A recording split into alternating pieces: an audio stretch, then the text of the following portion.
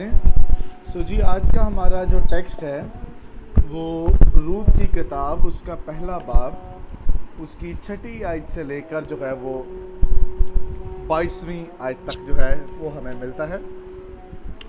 अब इस टेक्स्ट में हम कई डिफरेंट बातों का जो है वो मुताला करेंगे, हम कई डिफरेंट बातों को जो है हम इसमें जो है वो स्टडी करेंगे। और इस चैप्टर में जो है हम ख़ास तौर पर 3 किरदारों को देखेंगे। ठीक है, इस टेक्स्ट में एक्चुअली छठे बाब से 22वें बाब में छठे आयत से 22वीं आयत तक हम 3 मेन कैरेक्टर्स को स्टडी करेंगे। नंबर 1 नोमी का कैरेक्टर, नंबर 2 हमें जो है यहाँ पे रूत का किरदार नज़र आता है, और नंबर 3 जो है हमें यहाँ पे रूत की जेठानी कह लें या आप जो है वो कह दें नोमी की दूसरी जो है बहू, ठीक है, उर्फा, हमें उसका भी किरदार जो है ना वो नज़र आता है।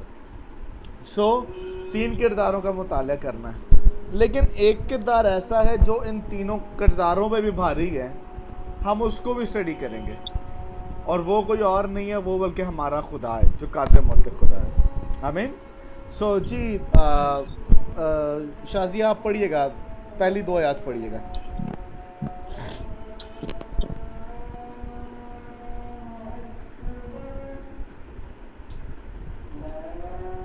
हाँ जी, पहली 2 आयत पढ़ें आप।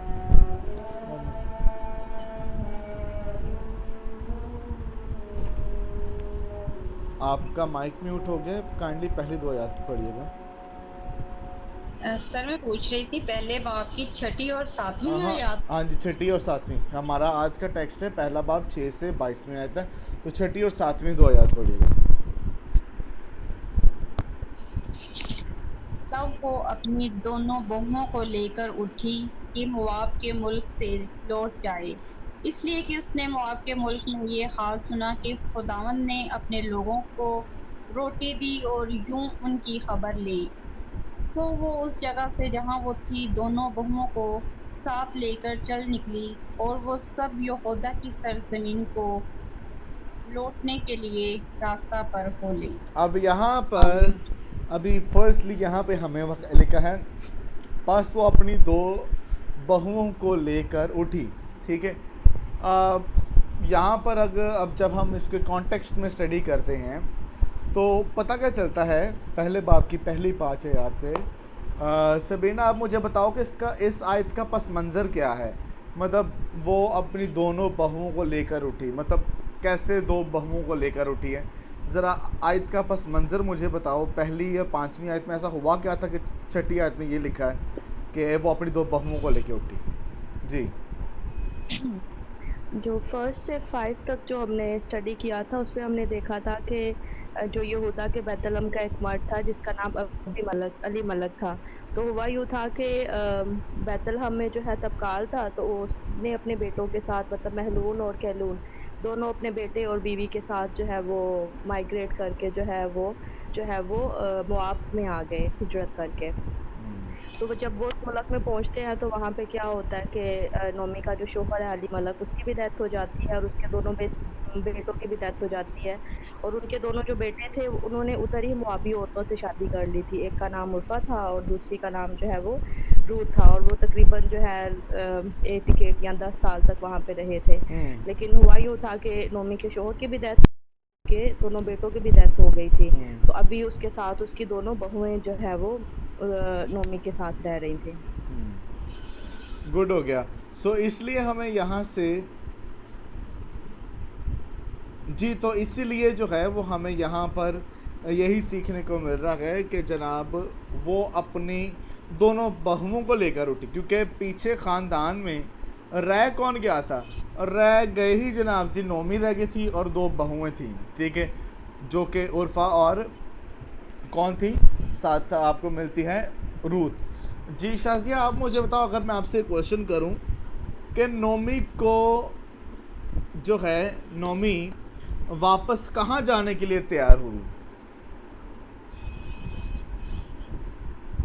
पर मैंने ना रीड नहीं किया है एक्चुअली। जी सर मैंने रीड नहीं किया इसको। इस आयत में पता चल रहा है कि अब आपको अभी उन्होंने बताया भी है, ठीक है।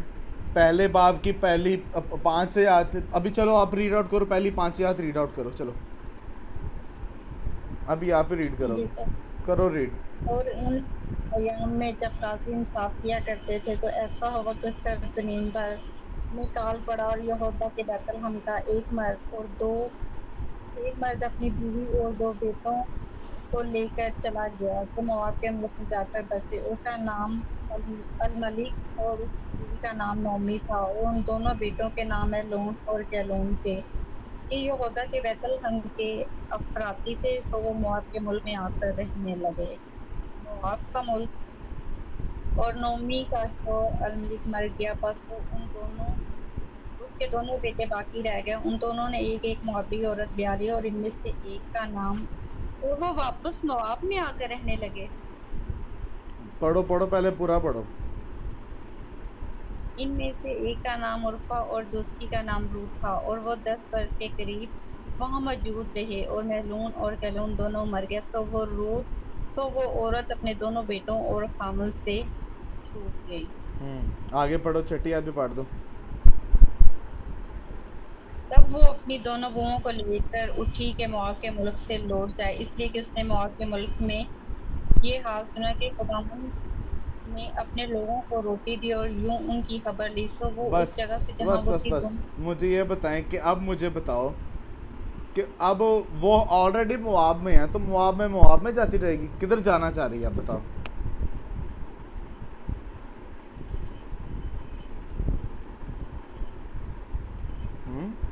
अभी आपने हवाला पढ़ा है, वो आई कहाँ से है, जरा देखो, अब आयत पढ़ो जरा, जी। ये आयत पढ़ो जरा, कैसे कहते हैं, पहली आयत, पहले बाब की पहली आयत पढ़ो। तुम लोगों को तरीका बताना चाह रहा हूँ कि मतलब इतने दिमाग बांधने के पढ़ के भी तुम्हें समझ नहीं आ रही आप लोगों को कि भाई इन सवालों के जवाब कैसे देने। पहले बाब की पहली आयत पढ़े, कहाँ पर थे वो पहले?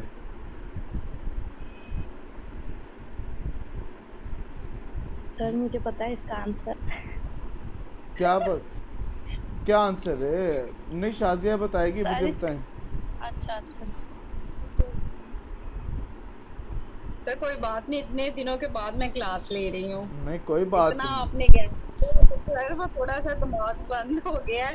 अब लिया करेंगे क्लासेस तो कोई होश आ बात नहीं, जाएगी। हो जाएगा। चलो पहली आयत पढ़ो ना जरा, कहाँ वो पहले थे, कहाँ पे बताओ। बैतलहम का एक मर्द अपनी बीवी और 2 बेटों का साथ लेकर मोआब के उससे मुल्क में जाता है। उससे आगे क्या लिखा है? सर मोआब के मुल्क में जाकर बसे।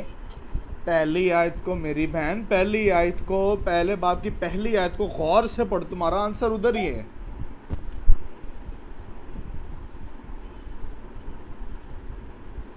यहूदा के बैतलहम। हाँ जी, और इसमें बताओ, उस यहूदा के बैतलहम को छोड़ के वो लोग मुआब में गए हैं, मुआब में जो है सारे मर गए हैं। अब वो जो है उसने नोमी वापस कहाँ पे जाना चाह रही है? यहूदा के बैतलहम में। बाइबल पढ़ना सीख लो बहन मेरी, बाइबल सीख लो। पढ़ते इसलिए इस वजह से पढ़ते सारे हैं, समझ कुछ नहीं आती क्योंकि बस रबड़ जान, बस अलिफ बे पे शुरू किया होता है, ABCD EFG HIJ बस एंड पागल तरह क्रैमिंग पैरट्स की तरह पढ़ना, समझना कुछ नहीं। सो अगर मैंने एक क्वेश्चन किया कि नोमी वापस कहाँ जाने की तैयारी कर रही है, अब वो लिखा है कि वो यहूदा के शहर बैतलहम में, ठीक है, जहाँ से वो पहले बिलोंग करती थी, ठीक है, क्योंकि मुआब में उसने ये हाल सुना कि खुदावंद ने अपने लोगों को रोटी दी और यूं खबर ली। मुझे शाजिया आप ही बताओ, मैंने तो कहा था 4 दफ़ा पढ़ लो इसको, पूरे के पूरे किताब को, तो आपको टाइम ही नहीं ज़रा मिला कि यार आप 4 दफ़ा इससे पढ़ लो बेटे। मैंने नहीं पढ़ा, इसलिए तो मैंने कहा था, मैंने सर रीड ही नहीं किया इसको। अगर बेटा अगर आप 2 हफ्तों में इसे 1 दफ़ा भी रीड आउट ना कर पाए, मैं दिली तौर पर ना, मैं रो रहा हूँ अभी, सीरियसली मैं दिली तौर पे रो रहा हूँ कि आपके पास इतनी ही मसरूफियात थी कि आप 1 दफ़ा नहीं पढ़ सकें। लेकिन चलें जी, सेकंड क्वेश्चन है, ठीक है, आपसे है सिस्टर, सिस्टर सबरीना आपसे जी सर। सेकंड क्वेश्चन, इसी टेक्स्ट में से मुझे जी। बताएं छठी सातवीं आयत में खुदा ने अपने लोगों के साथ क्या किया है? ठीक है जी। ऐसा हुआ कि बेसिकली जो अली मलक था ना, वो बेसिकली उसने इसलिए माइग्रेट किया था क्योंकि उस मुल्क में काल चल रहा था। तो उसने ये सोचा था कि इस मुल्क में तो काल है, खुराक नहीं मिल रही, तो उसने मोआब में जो है वो मोआब में आ गया था। लेकिन हुआ क्या था कि जब ये सारी सिचुएशन हुई कि नोमी के हस्बैंड की भी डेथ हो गई, बेटों की भी डेथ हो गई, तो उसी टाइम पीरियड के दौरान उसने ये सुना कि खुदावन ने जो है वो बैतलहम में जो है ना, यहूदा के बैतलहम में क्या किया कि खुदा ने उस काल को दूर कर दिया है और अपने लोगों को जो है वो रोटी दी है और उनकी जो है वो खबर ली है कि अपना हाथ अपने लोगों पे बढ़ाकर तो उन्हें जो है वो दोबारा से जो है वो काल को ख़त्म कर दिया और अपने लोगों को बरकत दी है। हाँ, तो ये अब सारा, अब देखिए ना, आपको जब पस मंज़र पता है ना, आप आयत को उल्टा बयान ही नहीं करोगे। सादी इसकी मैं मिसाल दूं आपको, सादी एग्जांपल, आपने जनाब जी कॉन्फ्रेंस का टाइम दिया कि आपको 6 बजे का, और अगर आप उस कॉन्फ्रेंस में खुदावंद के फजल से 8 बजे पहुंचते हो, ठीक है, तो 8 बजे अगर आप पहुंच रहे हो, तो अगर आपसे कोई भी सवाल किया जाए या बंदा जो सिखा रहा है, ठीक है, वो कोई भी बात कर रहा होगा, आप उसका गलत मतलब ही निकालोगे। उसकी वजह क्या है? उसकी क्योंकि आपने पहले 2 घंटे में कुछ सुना नहीं, ठीक है, आपको फर्स्ट 2 आवर्स में पता नहीं। सो आप क्या होगा, अब क्या होगा कि आप जो है वो चीज़ें मिस की होंगी तो आपको समझ नहीं आएगी। इसलिए प्लीज़ प्लीज़ एटलीस्ट इतने मसरूफ़ हो, बहुत, आई नो कि आप सब बहुत बिजी हैं, आई नो, पर खुदाया प्लीज़ जब भी आप टाइम निकले, एटलीस्ट क्लास लेने से पहले, कम से कम क्लास लेने से पहले इसको पढ़ लिया करो टेक्स्ट को, ठीक है? चलें जी। So that was the reason कि वो जो है वहाँ पर खुदा ने क्या किया। अभी खुदा ने क्या किया, ठीक है, लिखा रोटी दी, ठीक है। अब हमें पता चलता है कि बैतलहम का मतलब क्या? बैतलहम का मतलब है रोटी का घर, ठीक है, रोटी का शहर, ठीक है। सो रोटी के शहर में रोटी की किल्लत हो, ओह बड़ा मुश्किल काम है, अजीब लगता है, लेकिन लिखा है खुदा ने रोटी दी, और हाँ, और यूं कि उनकी खबर भी ली।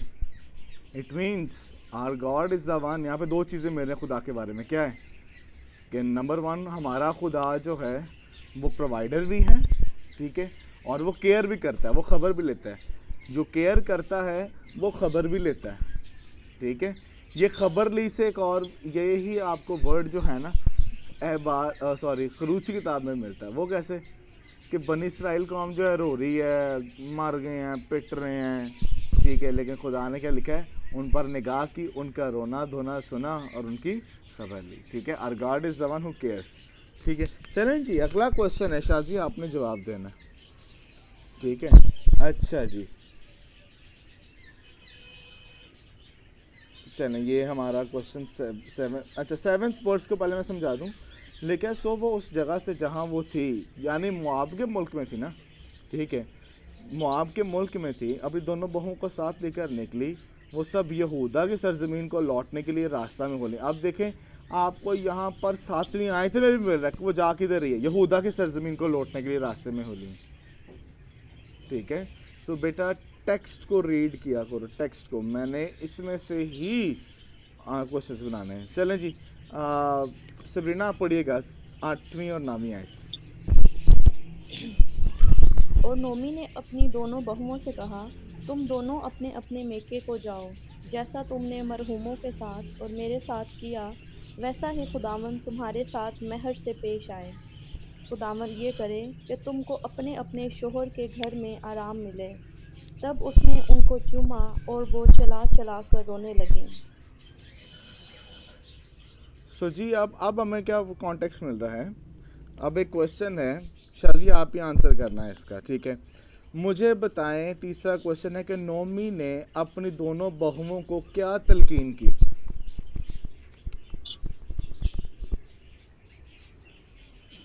यस, जी शाजिया बताओ, क्या एडवाइस कर रही है नोमी अपनी बहू को? नोमी अपनी बहू से कह रही है कि तुम दोनों अपने अपने मायके चली जाओ। हम्म। जैसा कि जैसा तुमने महरूमों के साथ और मेरे साथ किया, वैसे ही खुदावंद तुम्हारे साथ महज से पेश आए। अब ये महरूमों से क्या मुराद है? मरहूमों से, महरूम नहीं है, मरहूमों। मरहूमों से सर उसके हस्बैंड। शाबाश। देखा, जब आपको कनेक्शंस पता है ना, जबकि पस मंज़र में क्या हो रहा है, आप इंटरप्रेट भी कर सकोगे सही, ठीक है। इसे कहते हैं तफसीर करने का तरीका, ठीक है। अब आपको पता चल गया मरहूम कौन है, उसके बंदे, उन दोनों के बंदे जो मर गए हैं, महलून और कलीन, ठीक है। सो तलकीन क्या मिली है, ये मिली है, ठीक है। चलें जी। सो आगे और क्या तलकीन की है, आगे क्या कह रही है वो? खुदावंद ये करे कि तुमको अपने अपने शोहर के घर में आराम मिले। अपने अपने शौक के घर से क्या मुराद है, आप ही मुझे जवाब दो।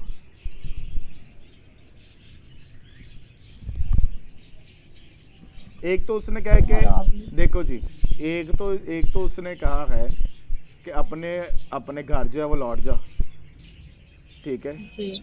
और दूसरा ये क्या कह रही है, अपने अपने शौहरों के घर में आराम मिले, इससे क्या मुराद है?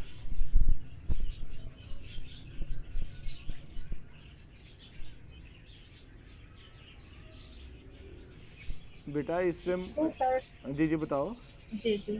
बताएं बताएं, आप बोलें।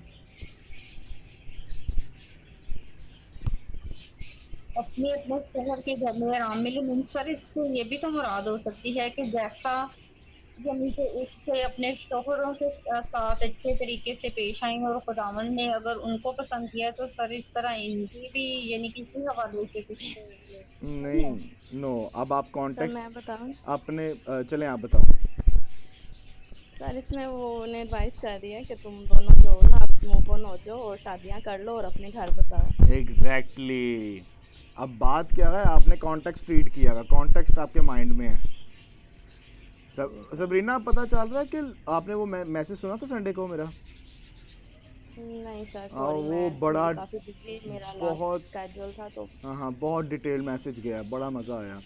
अब बात ये मैं है, सुनूंगी, बस थोड़ा बिजी थी, मैं नहीं सुन सकी। हाँ, अब देखिए बात यहाँ से सीखने को मिल क्या रही है कि आपको जब तक पादरियों हजरात को कॉन्टेक्स्ट का नहीं ना पता होगा, पस मंज़र का पता नहीं होगा, वो हमेशा गलत तशरीह करेंगे, ठीक है। सो गलत तशरीह से जो है वो आपने बचना है, ठीक है, गलत तशरीह नहीं करनी। तो यहाँ पे वो यही कह रही है कि जाके पॉइंट नंबर 1 घर लौट जाओ, और क्या है नंबर 2 शादियाँ कर लो, ठीक है। चलें जी, शाजिया आप पढ़िएगा 9वीं और 10वीं दुआ याद।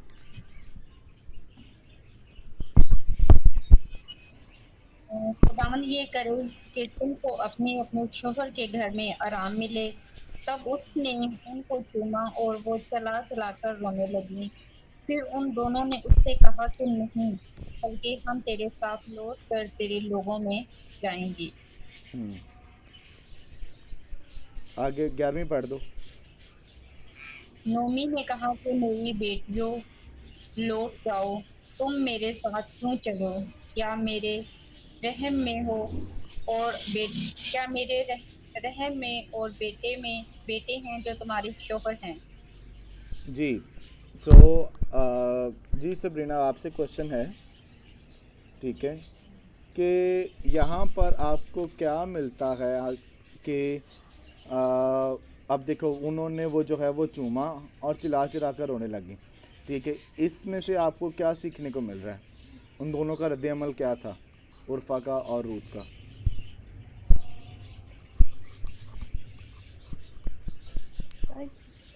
बेसिकली स्टार्टिंग में तो ये था कि जो है वो मिलके ऑफ कोर्स वो रोई कि जो है वो परेशान थी और जो भी सिनेरियो था उसके अकॉर्डिंग वो सारी मतलब दोनों जो हैं वो ऑफ कोर्स के अफसरदा थी। लेकिन इसमें आगे मिलता है कि और वो फिर इमोशनल होके कह रही थी कि नहीं हम जो है ना तुम्हारे साथ ही रहेंगे। आगे जाके थोड़ा चेंज होता है, लेकिन इस यहाँ तक ये है कि दोनों ही जो हैं वो विलिंग होती हैं कि नहीं हम तुम्हें नहीं छोड़ेंगी और हम तुम्हारे साथ ही रहेंगे। वो दोनों यहाँ पे उल्फा और रूथ दोनों जो हैं वो कनेक्टेड और साथ रहना चाह रही हैं। यहाँ तक 10th वर्ड हाँ जी, बिल्कुल ठीक कह रहे हैं। तो बहुओं का रद्द-ए-अमल क्या था? जी, बहुओं का रद्द-ए-अमल क्या था कि they wanted to stay connected, ठीक है? Yes. They wanted to stay connected with Naomi, ठीक है? वो उसके साथ कनेक्टेड रहना चाहती थी। चलें आगे, आई थिंक आप रीड आउट करें 11वीं आयत से। यस, 11वीं आयत से 13वीं आयत तक रीड आउट करें।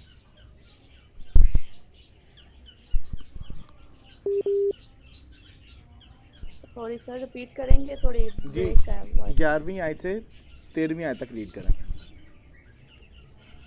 नोमी ने कहा, ए मेरी बेटियों, लौट जाओ, तुम मेरे साथ क्यों चलो? क्या मेरे रहम में और बेटे हैं जो तुम्हारे शोहर हों?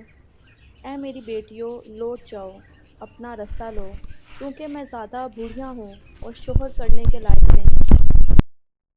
मुझे उम्मीद है, बल्कि आज की रात मेरे पास शोहर भी होता और मेरे लड़के पैदा होते, तो भी क्या तुम उनके बड़े होने तक और शोहर कर लेने से बाज रहती? मैं तुमसे ज़्यादा दिलगीर हूँ, इसलिए कि खुदावंद का हाथ मेरे सिर पर है। आमीन। जी, तो शाज़िया आप मुझे बताओ, क्वेश्चन है कि नोमी का अपनी उम्र के ताल्लुक से क्या, उसके माइंड में क्या बात थी जो उसने जो है अपनी दोनों बहुओं को कही?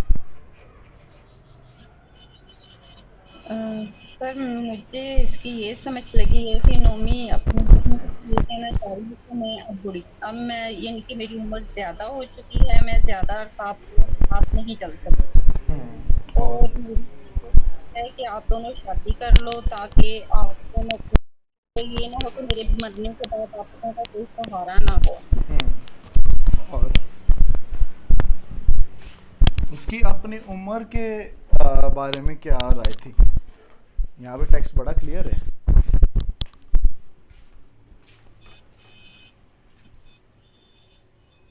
जी, और क्या कहा उसने? और बुढ़िया हूँ और शोहर नहीं करने के लायक नहीं, तो मैं कहती हूँ अगर आज की रात मेरे पास शौक होता तो बहुत ज़्यादा होता। सर वो यही कहना चाह रही है कि अगर तुम लोग मेरे साथ रहना चाह रही हो कि अगर मैं शादी भी करूँ तो जी जी, बताएं। बहुत अच्छा आ रही है। जी जी, सर आवाज़ बहुत ज़्यादा आ रही है दरमियान में। अच्छा, आप ठीक हो गई आवाज़?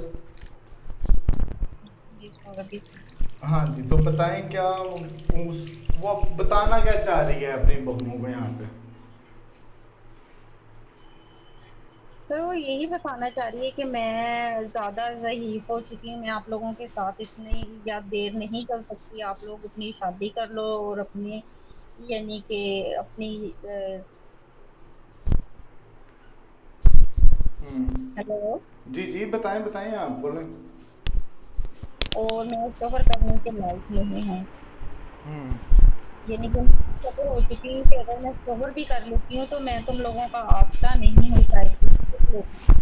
बेटा टेक्स्ट को प्लीज़, ये मैं तीसरी चौथी दफ़ा बोल रहा हूँ, जब मतन को पढ़ रहे हो गौर से पढ़ो, इसी में ही आपका आंसर आपको मिल जाएगा। वो ये कह रही है कि अगर मैं नंबर 1 शौहर करने के लायक जी नहीं हूँ, नंबर 2 अगर मैं शौहर कर भी लूँ, ठीक है, मैं बच्चा पैदा कर भी लूँ, लड़का पैदा कर भी लूँ, तो तुम क्या उसके बड़े होने तक का इंतज़ार करोगे? ठीक है, जी ये अब देखें ना, मैं कोई अपने से तो क्वेश्चंस नहीं ना बनाए, मैंने तो इसी में से बनाए हैं। अगर आप इसमें से जी रीड आउट नहीं करके समझे तो मैं बेटा, इसको कहते हैं कि टेक्स्ट में से अपनी चीज़ों को मालूम करना। मैं तो टेक्स्ट को देख रहा हूँ, मैं तो अब अपने से बात ही कोई नहीं कर रहा। सो प्लीज़ टेक्स्ट को गौर से पढ़ा करें, अंडरलाइन कर दिया करें, ये आपको मेन पॉइंट्स मिल रहे हैं। जो क्वेश्चन बताया जाए उस क्वेश्चन के मुताबिक टेक्स्ट को जो है वो समझा करें प्लीज़, ठीक है। तो नंबर 1 वो कह रही है यहाँ पर अपने ताल्लुक से कि मैं बहुत उम्र रसीदा हो गई हूँ, मैं बहुत ज़ईफ़ हो गई हूँ, जी ठीक है।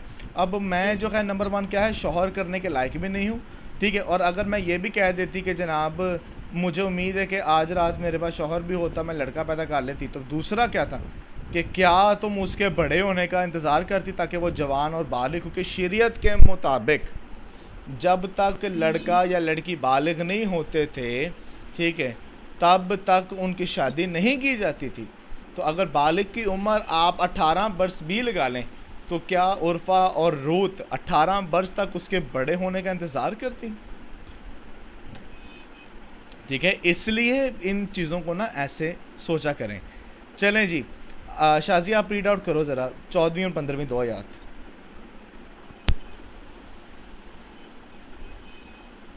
तब वो फिर चला चलाकर रोई और उर्फा ने अपनी सास को चूमा, पर रूत उससे लिपटी रही। तब उसने कहा, देख, तेरी जिठानी अपने कुनबे और देवता के पास लौट गई, तू भी अपनी जिठानी के पीछे चली जा।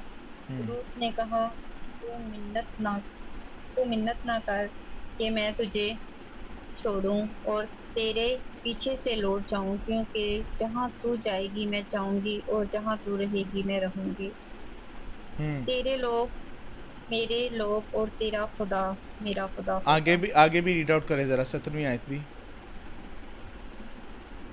जहाँ तो मरेगी मैं भी मरूंगी और वहीं दफन भी होंगी। खुदावन मुझसे ऐसा ही बल्कि इससे भी ज्यादा करे, अगर मौत के सिवा कोई वाह। और चीज मुझको उससे जुदा कर दे। जी सबरीना, आप मुझे बताइएगा, अब यहाँ पर हमें जो कॉन्टेक्स्ट अगर देखें तो नोमी जो है वो कहती है, जनाब मैं उम्र रसीदा हो गई हूँ, शौहर करने के लायक नहीं हूँ, बेटा पैदा भी करूँ तो तुम उसके बालिग होने का इंतज़ार करोगी। अब इस रिएक्शन पे, ठीक है, इस जो है जो उसने बात की है उर्फा का और रूत का, हमें दोनों का रद्द अमल मिलता है। तो दोनों का मुझे रद्द अमल बताएं कि उर्फा का क्या रद्द अमल था और रूत का क्या रद्द अमल था। जी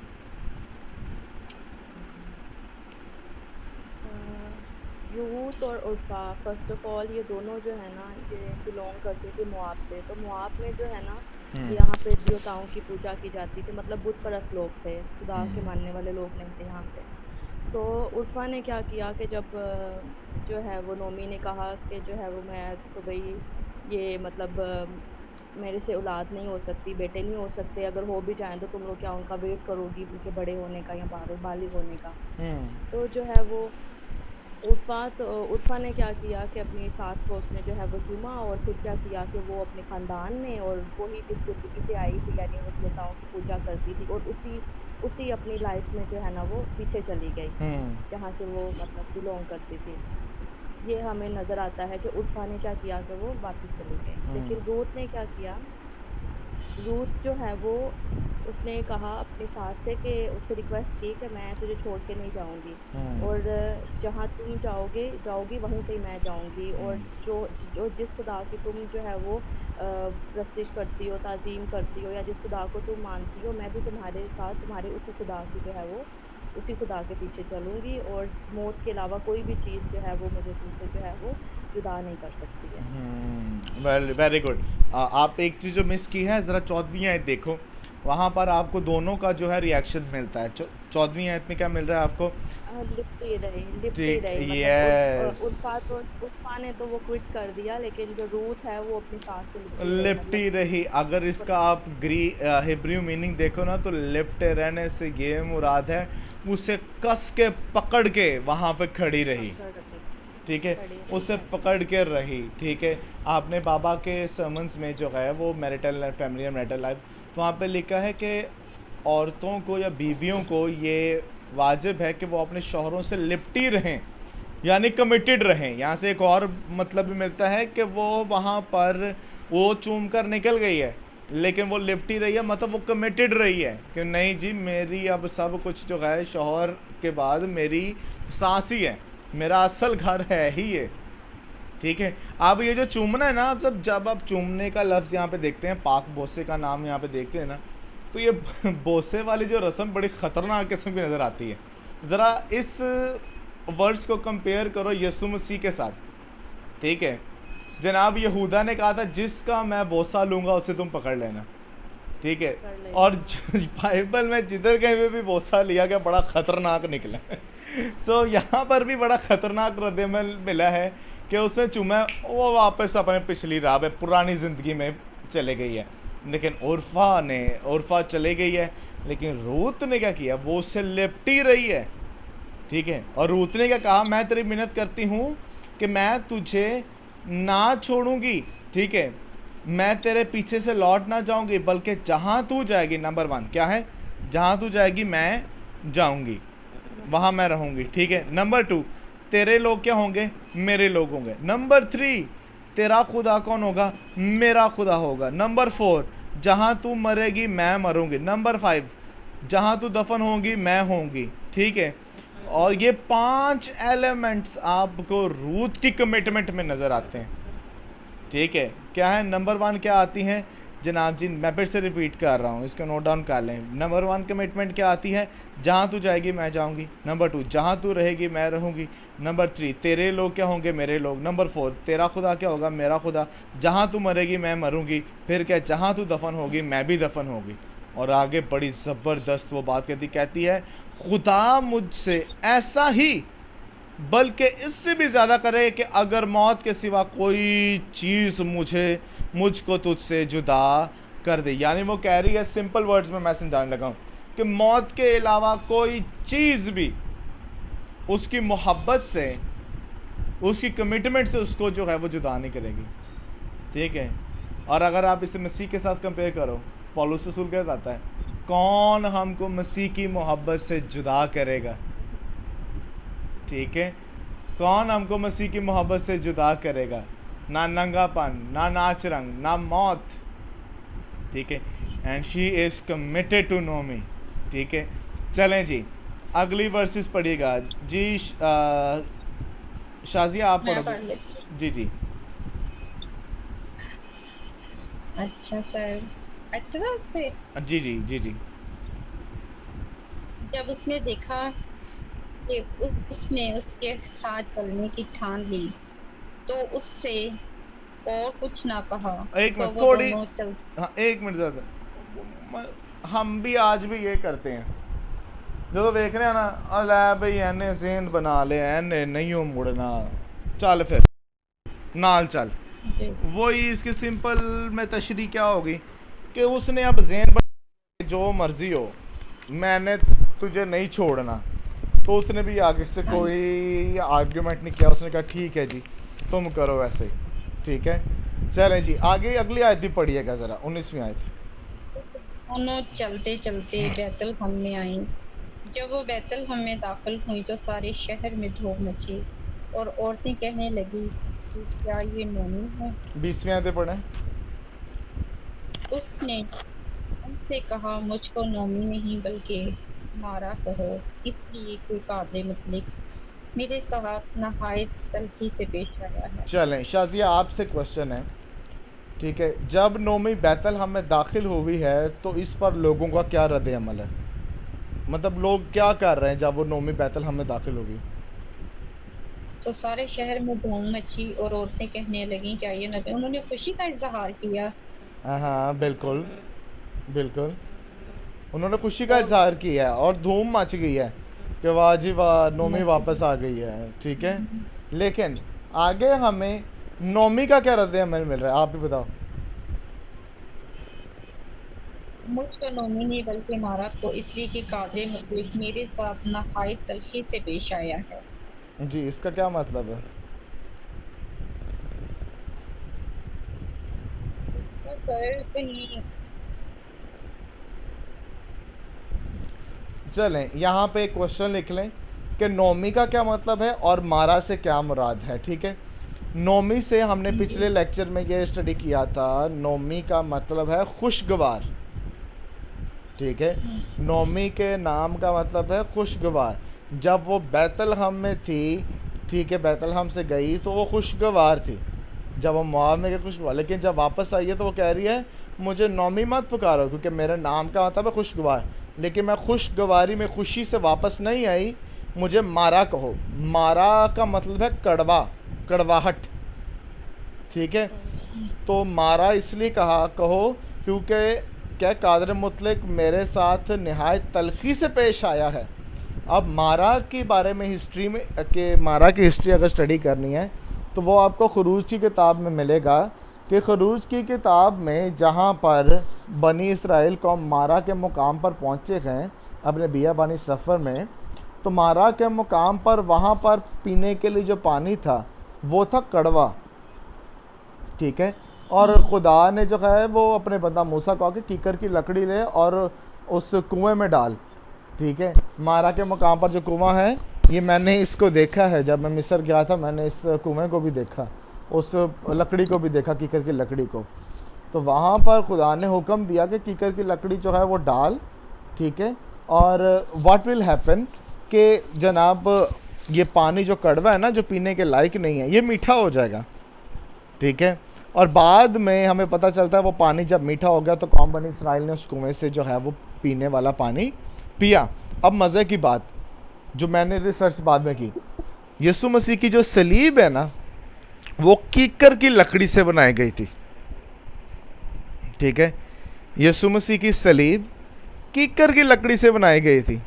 और अगर हम देखें तो सलीब का पैगाम जो है पहला ग्रंथियों के मुताबिक वो हलाक होने वालों के नज़दीक बेवकूफ़ी मगर निजात पाने वालों के लिए खुदा की क्या है, कुदरत है, ठीक है। सो कीकर की लकड़ी ने अगर मारा के मुकाम पर मारा के पानी को, उस कड़वाहट को मीठा कर दिया, तो सलीब का जो पैगाम है वो कड़वे दिलों में से कड़वाहट को निकाल के मीठा बना देता है, ठीक है। कैसी इलस्ट्रेशन है, ये याद रखनी है आपने पूरी ज़िंदगी, ठीक है।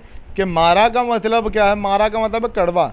यहाँ पर हमें क्या पता चल रहा है, अभी रूत नोमी तो कह रही है मुझे मारा कहो, लेकिन क्योंकि खुदा का फजल इसके साथ था, आप देखेंगे आने वाले चैप्टर्स में कि कैसे खुदा काम कर रहा है, कैसे उसकी तल्ख मिजाजी को या कड़वे दिल को वो मीठा बना देता है। आमीन।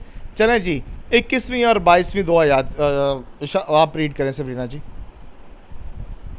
21वीं और 22वीं। जी। मैं भरी पूरी गई और खुदावंद मुझको खाली फेर लाया, पर तुम क्यों मुझे नोमी कहती हो? हालांकि खुदावंद मेरे खिलाफ मदई हुआ और कादर मुतलिक ने मुझे दुख दिया। वर्ष नोमी लोड़ी और उसके साथ उसकी बहू मुआबी रूत थी, जो मुआब के मुल्क में यहाँ आई, और वो दोनों जो काटने के मौसम में बैतलहम में दाखिल हुई। हाँ जी, चलें जी। सो वो आगे क्या कह रही है, ठीक है। आगे कहती है कि मैं भरी पूरी गई, ठीक है, इस तलाश में कि मुझे और मिल जाएगा, लेकिन क्या है, खुदावंद ने मुझे खाली फेर दिया, ठीक है। और यहाँ पर अब जो है वो आगे वो कह रही है कि खुदावंद जो है मेरे खिलाफ क्या हुआ, मदई हुआ है और उसने मुझे दुख दिया, ठीक है। चलें, क्वेश्चन है सबरीना आपसे ही कि किस मौसम के दौरान सास और बहू बैतलहम में दाखिल हुए? टेक्स्ट में आंसर इसका मिलता है जी। जी, काटने के मौसम में। जी, इन क्योंकि ये थोड़ा वो इलेबोरेट करना चाहूँगी सर। जी जी करें, बताएं। काटने का मौसम था, क्योंकि हम देखते हैं कि इसमें जो है काल था उस मुल्क में, जब मूव करके गए थे यहाँ से, जब मोआब में गए थे, जब तो बैतलहम में क्या था, तब काल था। तो काल बेसिकली क्यों होता है, जब ज़मीन बंजर हो जाती है, जब वहाँ बारिश नहीं होती है, तो क्या होता है, काल हो जाता है कि वहाँ की जो वहाँ पे वो नहीं हो रहा होता, गंदुम नहीं आ रही होती। तो इसमें क्या हुआ कि वो काटने के मौसम में आई थी, क्योंकि आगे जाके हम देखते हैं कि वो फिर बालें चुनती है और जो है वो फसल को जो है वो काटती है। तो इसलिए हमें मिलता है कि वो काटने के मौसम में आई, जब खुदावंद ने उस जगह को ब्लेस कर दिया। अब वो उसके फल को जो है वो करने के लिए आई थी, कि रिसीव करेंगी वो उस चीज़ को। वेल डन, शाबाश, ठीक है। सो काटने के मौसम से ये मुराद है यानी फसल की कटाई, ठीक है। यानी अब वहाँ पर खुदावंद ने फसल मुहैया की है, अनाज मुहैया किया है, क्रॉप्स मुहैया किए हैं, ठीक है। तो वो क्या है, फसल काटने के मौसम में जो है ये, यानी इसको इंग्लिश में आप लेना चाहता हूँ, द टाइम ऑफ हार्वेस्ट, ठीक है। मुझे वो याद, यस, सारा word harvest, the time of harvest, ठीक है, या हार्वेस्टिंग टाइम में वो जो है ये दोनों बैतलहम में दाखिल हो भी हैं। जी चलें जी, लास्ट क्वेश्चन आपसे है शाजिया, बड़ा सोच समझ के जवाब देना है, ठीक है। ये आपने पूरी स्टोरी पढ़ ली है, बड़ा जनरल सवाल है। पहले बाब की 6ठी आयत से 22वीं आयत तक आपने पढ़ी है, इसको समझा है, इसकी डेप्थ में गए हो, लफ्ज़ों की आपने जो है बाल की खाल उधेड़ दी है। इस मंज़र का आज के दौर में क्या प्रैक्टिकल इम्प्लीमेंटेशन होनी चाहिए, क्या होनी चाहिए यहाँ पे? चर्च इसको किस तरह से इस चीज को प्रैक्टिस करे?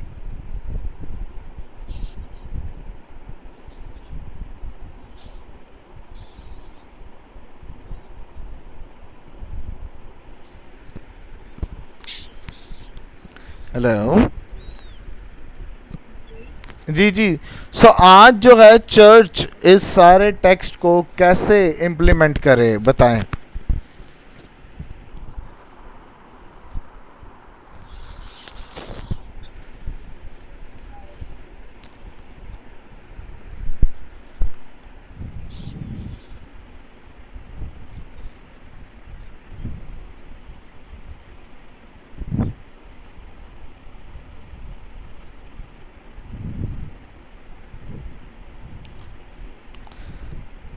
हेलो जी, कुछ आ रहा है जहन में कि नहीं? पर आज सर नेक्स्ट ऐसा नहीं होगा। नहीं, नेक्स्ट ऐसा क्या? अभी तो आपने पढ़ा, उसी को मैं पूछ रहा हूँ। अभी सारा हमने पीछे 40 मिनट्स पढ़ा है, तो इसको आप प्रैक्टिकली कैसे आज के दौर में आप इसको इम्प्लीमेंट करोगे?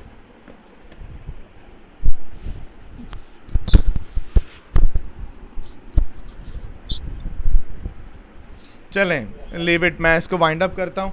आज चर्च कलीसिया पाकिस्तान में आज के दौर में चर्च को इस टेक्स्ट से सीखने को क्या मिलता है और आपने प्रैक्टिकली इम्प्लीमेंट क्या करना है? Number 1, stay committed to your mother in law. ठीक है, stay committed to your mother in law. ठीक है, यहाँ पे आपको 2 रद्द अमल मिल रहे हैं, उर्फा का भी और रूथ का भी। उर्फा ने क्या किया है, वो वापस लौट गई अपनी पुरानी ज़िंदगी में। ठीक है, लेकिन शादी, अगर हम शादी की बात करें तो शादी एक न्यू बिगिनिंग होती है। अब उस न्यू बिगिनिंग में बड़े डिफरेंट हालात आते हैं, अच्छे भी आते हैं, बुरे भी आते हैं। ठीक है, अप्स एंड डाउन्स जो हैं आपको हालातों में नज़र आते हैं। ठीक है, सो अब आपने ये याद रखना है कि आप हमेशा इस चीज़ को सामने, आप इस चीज़ को काउंट रख के उसका काउंट करें कि आप हमेशा अपने स्पेशली ये विमेंस के लिए है, अपनी सास के साथ कमिटेड रहें। ये ना हो कि दुख आए, तकलीफ आए तो तुझे अपने सास से चढ़ाई कर दो, तेरी वजह तो इंज होया है, तू ही इंज क्या सी कर। No, stay committed. ठीक है, और क्या है, डिवोटेड। कमिटेड और डिवोटेड में फ़र्क क्या होता है? आप कमिट करते हो कि आई विल डू, और डिवोट होता है आप उस कमिटमेंट पे आगे काम करते हो। ठीक है, सो आप आज कलीसिया में, आज हमारे यहाँ पे डिवोर्सेस के केसेस क्यों ज़्यादा हैं, सेपरेशंस क्यों हो रही हैं? ठीक है, बंदों के साथ आपसी मामलात नहीं ठीक। ठीक है, और साथ ही साथ कुछ जो हैं बहू हैं, वो अपनी सास को कुछ नहीं समझती और सास भी बहू को कुछ नहीं समझती। दोनों तरफ से मसले हैं। सो आज चर्च में जो चीज़ इम्प्लीमेंट करने की ज़रूरत है वो ये है, आपको कमिटेड भी रहो, आप डिवोटेड भी रहो। ठीक है, कमिटेड और डिवोटेड जब रहोगे आपका रिश्ता बहाल रहेगा, आपका रिश्ता स्मूथ रहेगा। और दूसरा ये कि अपने रिश्ते में जब सेंटर खुदा होगा ना, जैसे आप उसकी स्टेटमेंट को देखें, वाह, रूथ की स्टेटमेंट को देखें, वो कहती है ख़ास तौर पे, आप रूथ की स्टेटमेंट को देखें जी, 17वीं आयत में पढ़ता हूँ दोबारा, जहाँ तुम मरेगी मैं मरूंगी और वहाँ दफन भी होंगी। ठीक है, खुदावंद मुझसे ऐसा ही बल्कि इससे भी ज़्यादा करे अगर मौत के सिवा कोई चीज़ मुझे तुझसे जुदा करे। यानी वो मान चुकी है कि नौमी का जो खुदा है वो मेरा भी खुदा है, उसने अपने देवताओं को छोड़ा है। ठीक है, सो व्हाट इट मीन्स, एक बीवी को, एक बहू को अपनी पुरानी ज़िंदगी छोड़नी चाहिए, अपना पुराना कल्चर छोड़ना चाहिए, ताकि वो नेक्स्ट कल्चर में अपने आप को ढालने वाली बने। और यहाँ पर उसने क्या स्टेटमेंट दी है कि खुदावंद मुझसे ऐसा करे कि मौत के सिवा कोई चीज़ मुझे तुझसे जुदा ना करे। यानी वो नौमी के खुदा को अपना खुदा तस्लीम कर चुकी थी। अपना यहाँ पे लिखा खुदावंद, खुदावंद का मतलब है मालिक, खुदावंद का मतलब है बादशाह, हाकिम। ठीक है, अली मलिक का मतलब क्या था, खुदावंद मेरा बादशाह है, लेकिन उसके फैसले गलत हैं। लेकिन रूथ जिसका मतलब क्या है, कंपेनियन। ठीक है, और यहाँ पे मतलब एक लिख लें, उर्फा का मतलब है गर्दनकश या ज़िद्दी औरत, ठीक है। उर्फा का क्या मतलब है? ज़िद्दी औरत। लेकिन रूथ का मतलब है दोस्ती रखने वाली, ठीक है, दोस्ती रखने वाली। तो यहाँ पर हमें रूथ के किरदार में उसके नाम का मतलब भी आया हो रहा है, भी समझ आती कि रूथ क्या कह रही है, जनाब मैं तेरे साथ डिवोटेड हूँ, मैं तुझसे प्यार करती हूँ, तेरा खुदा मेरा खुदा है। आमीन। आमीन। चलें जी।